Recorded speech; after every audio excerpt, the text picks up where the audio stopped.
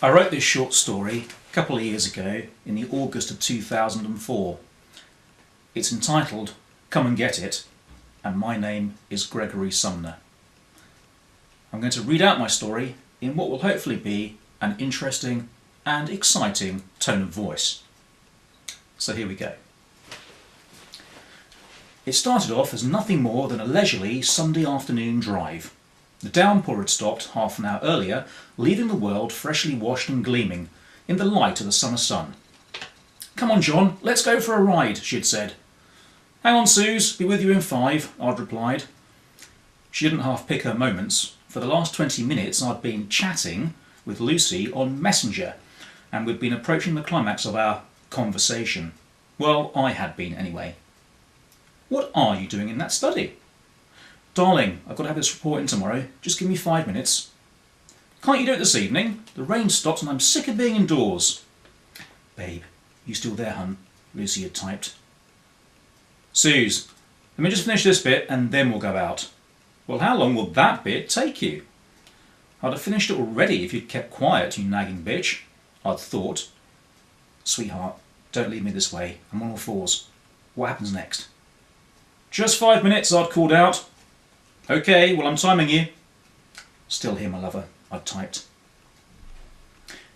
Susanna suggested going to Beachy Head, and so there we were, with the top down, heading southeast from Lewes on the A26, an old Morris Minor with a middle-aged, long-time married couple enjoying a relaxing Sunday afternoon. I glanced over my left shoulder and reflected that if I didn't know what a moaning cow she was, I'd actually find her quite attractive. The wind swept back Suzanne's auburn hair and the sun shone through the strands, giving her a halo. Some angel, I thought. Suzanne's summer dress fitted neatly around her slim body, and I noticed that the hem stopped well above her knees. She looked very relaxed in the passenger seat of the old Moggy, shoes kicked off in the footwell, and her legs slightly parted. Her Ray-Bans accentuated her high cheekbones, and she wore the ghost of a smile. A young man in a passing coach gawped down at her from above. "Crack on, mate," I thought. "She might look good, but you should try living with her." As I turned off for the Berlin Gap, it occurred to me that my last trip in this car had also been to the coast, but with Lucy as my passenger. We had found a secluded spot on the Telscombe Cliffs, and I'd chuckled when I'd found that her panties had the slogan, "Come and Get It," on the front. "Oh, all right then," I'd thought. "It'd be rude not to." Later that evening, after I'd dropped her home, I'd felt a lump in my jacket pocket. She'd given me her knickers. Classy chick. "Pull in here," said Suzanne suddenly, disturbing my reverie.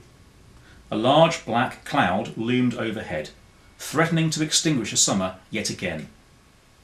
"This place is deserted. A bit of rain and everyone stays indoors." "Deserted is just fine," she replied, her tone of voice seductive. I looked at her in surprise. She looked straight back at me. "Do you love me?" "Of course I do, Suze. What a question." I was lying, of course. "Then tell me you love me." "But Suze, just tell me." "OK, I love you." "Tell me using my name." "Good God, woman." OK. I love you, Suzanne." "Show me." "What?" She led me by the hand away from the car to a secluded spot, sheltered by trees and close to the cliff edge. The sun fought back bravely, banishing the storm clouds eastwards. I looked out to sea. It sparkled happily. To my surprise, I started to feel aroused. With a grin, Suzanne slipped off a shoulder strap. "Put this on," she said, pulling a blindfold from her bag. I complied. When we'd first met, she'd often enjoyed playing the dominatrix. I'd thought those days were long gone. Suzanne positioned me carefully. I felt the sea breeze against my back. She placed her hands on my chest. Her lips touched mine. She smelt delicious. I opened my mouth. I hoped she'd taste as good as she smelt.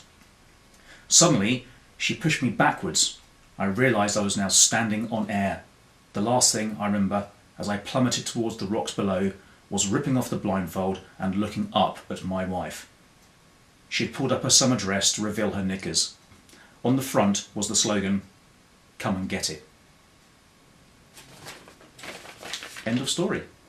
Let me know what you think.